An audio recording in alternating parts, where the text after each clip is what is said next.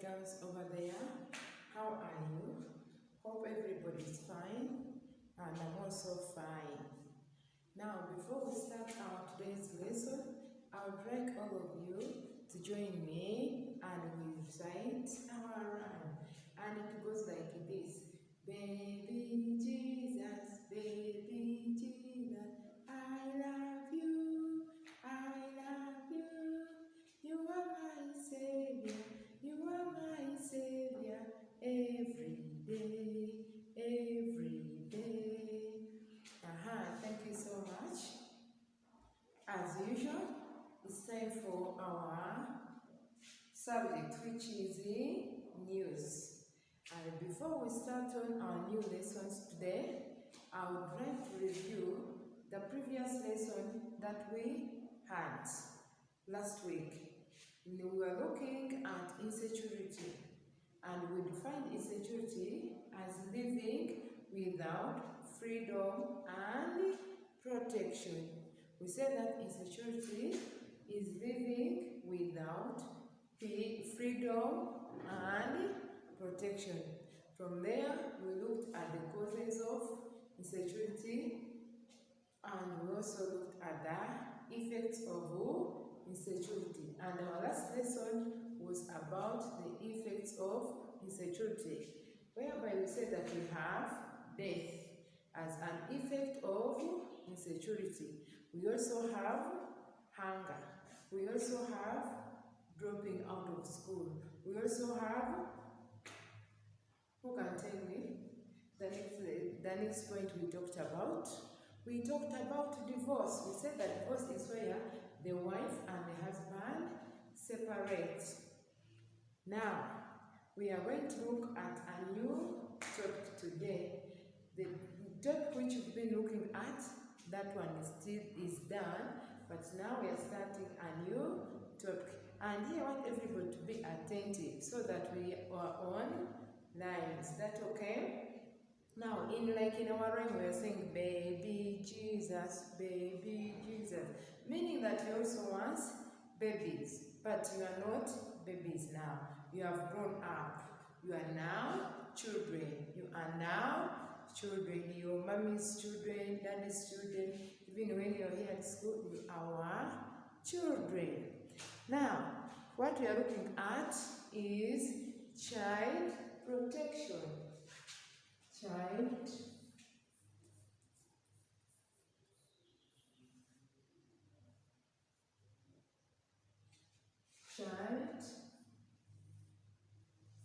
protection. It's our new topic.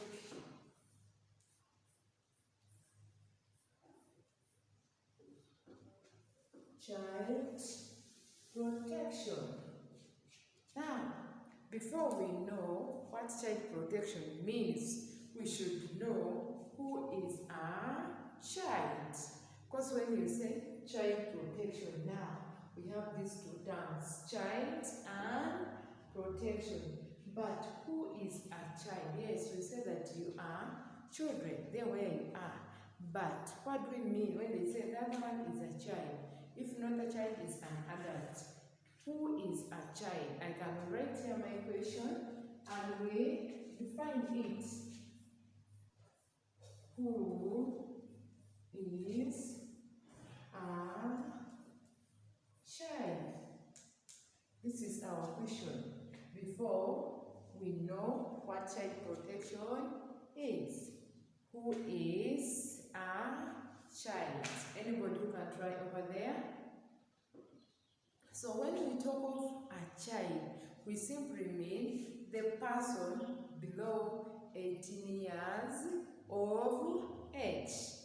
A child is a person below 18 years of age. If you're 1 year, 2 years, 3 years, 10 years, 15 years, 16 years, 17 years, you are a child because you are below 18 years of age. So we shall say a child is a person below 18 years of age. Here is our definition. A child is a person. Below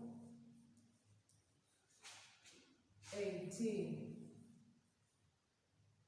Won't fit there. Let me wrap. Below 18. Below 18 years of age. A child is a person below 18 years of age. If you have not yet made 18, you're still a child. Now, you are a child at home. Even when you're here at school, you are a child. And as a child, there are some roles that you're supposed to do, or the activities that you do at home to help your parents. Even when you're here at school, we have some work at what we always give you, you do as a child. Now, I want to look at those roles of children at home, specifically the work that you do at home, because it might be different from the work you do here at a school. Roles of children at home. Roles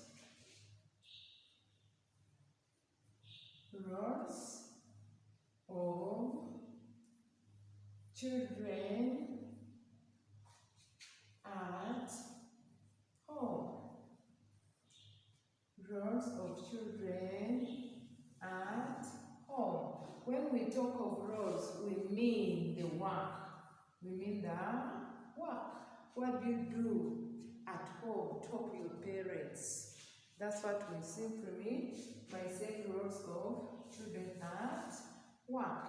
What do you do? Like now you're at home with your parents, you have stayed for so long. What do you do at home? One, let's say, washing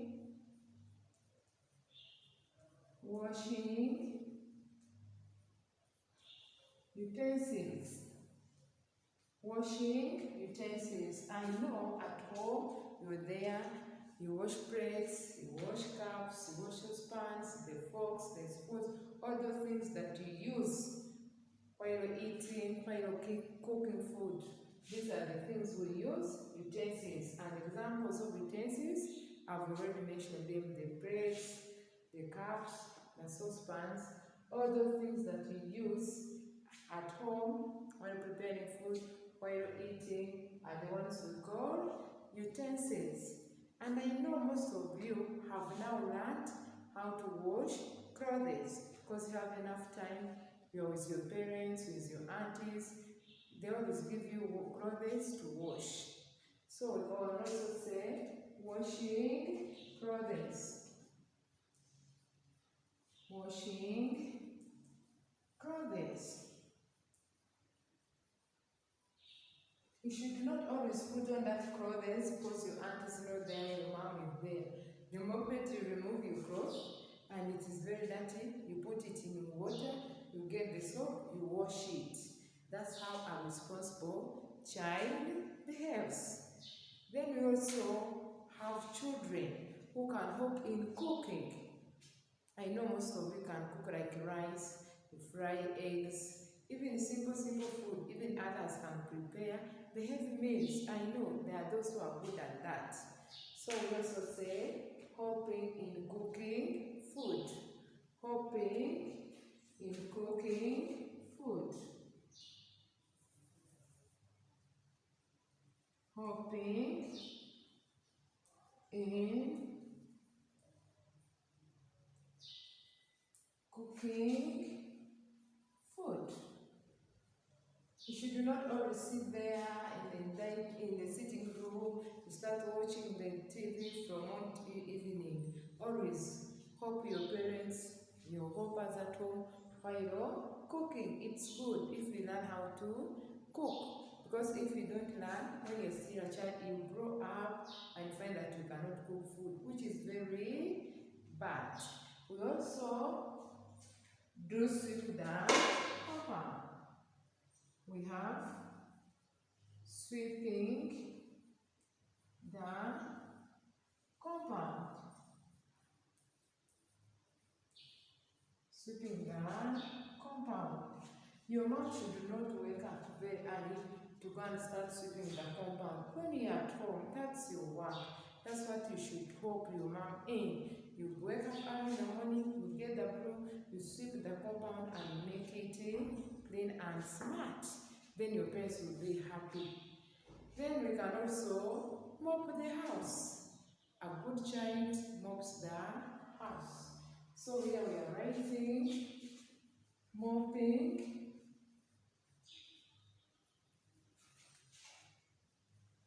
the house. You mop the house and you make sure that you mop it very well, so that even if the visitor comes at your home, we'll find the home shining. And we ask, who mopped this? They will say, so and so is the one who has mopped. And you'll be a very good girl. Then also, like you'll find that you're at home, your mom has a baby. What do? Do you just sit and look on as the baby's crying, or you will wait for your mom to take the baby at the back? That's the work when you're sitting there. No, you help in carrying babies.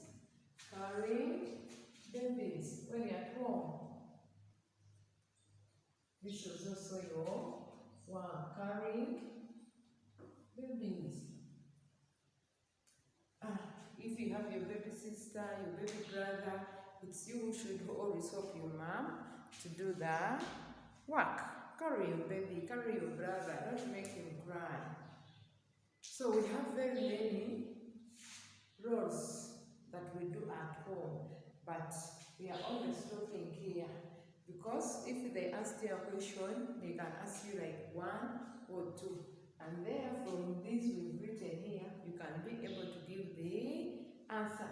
So we have specified that these are the roles of children at home. We have washing utensils, washing clothes, helping in cooking food, sweeping the compound, mopping the house, and carrying babies. That's the work we do when we are at home. But when we leave home and come to school, we also do the work, because we don't just sit and wait for people to work for us. We must be responsible. Now we also want to look at the roles of children at school. Roles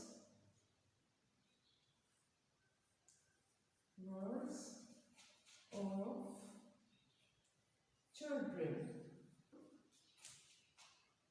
at school. Roles of children at school. That's what we are looking at now. Like here we say that at home, the children mop the house. But at school, we have that house that we mop? No, but still we mop. So we can say mopping classrooms. Mopping classrooms. Mopping classrooms. That's your work. That's what you should do. The teacher should not go to the classroom, bend and start doing what? Mopping. When you're there, the classroom is yours. It's you who learn from there, and you should do the work. So when we tell you that you go and mop, don't get annoyed. Don't say, the teacher can give us much work. That work is very simple, and it should be done by you. So we have said mopping classrooms. Here you see that at home, you mop your house. But at school, we mop the classrooms. We also here we say that we sweeping the compound. This one is also done at home, even at school. Because at home we have the compound, even at school we have the compound. So we can say sweeping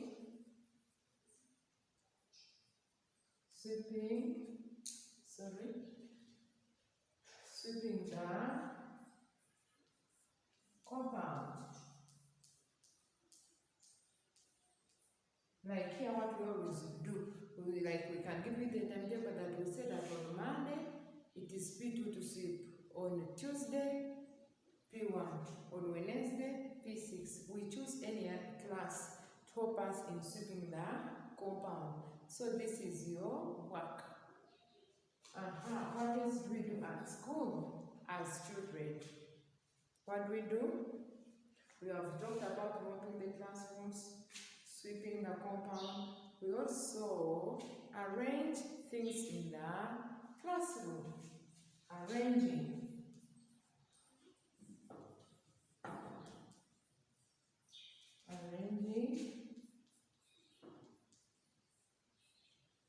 Things in the classroom. Arranging things in the classroom. Your class should always be orderly. If you go to your class, you should not find a book here, the rug, the broom, the waste basket at the doorway. No, you should always arrange things in your classrooms very well. You know that at the other corner, we put brooms. The other corner, we have the waste basket. The other side is where we put our books. The other side is where we put this and this. So it's our work as children while at school to arrange our classrooms. Don't leave things disorganized in the classroom. And don't wait for the teacher to come and organize the class when you're there. It's your work as the children. Also, like for you here, you're very lucky. We don't tell you go and dig, go and slash the compound. But in some schools, children also slash the compound. Like they can tell you tomorrow bring the hose, bring the pangas, bring the slashers, and we do general cleaning. So we say children help in slashing the compound. We are writing this. Slashing the compound. Slashing the compound. It's your work. Also, like when you're in our classrooms, is it the teacher who collects the pencils? Who collects the books? No, it's your work. So we shall say collecting books and pencils. Collecting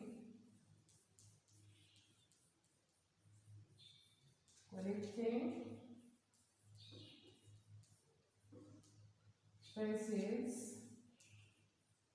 and books. Like what you always do at the end of the lesson. The class monitress gets the tea and collects the pencils. Then it also, the assistant corrects the books. So all that you do while you're in the classroom is what we call the roles of children at the school. You can do it in the classroom, you can do it outside of the compound, or can do it as an entire school. Then we also have cleaning the dormitories. Cleaning the dormitories. Like when you wake up in the morning, you mop the dormitories. Because you are the ones who use the dormitory and you should stay or sleep in a very clean environment. So you are saying mopping the dormitories. Mopping the dormitories. The dormitories will mean where you sleep, where you are with your matrons. So we are ending here on today's lesson, and we are going to read through our work.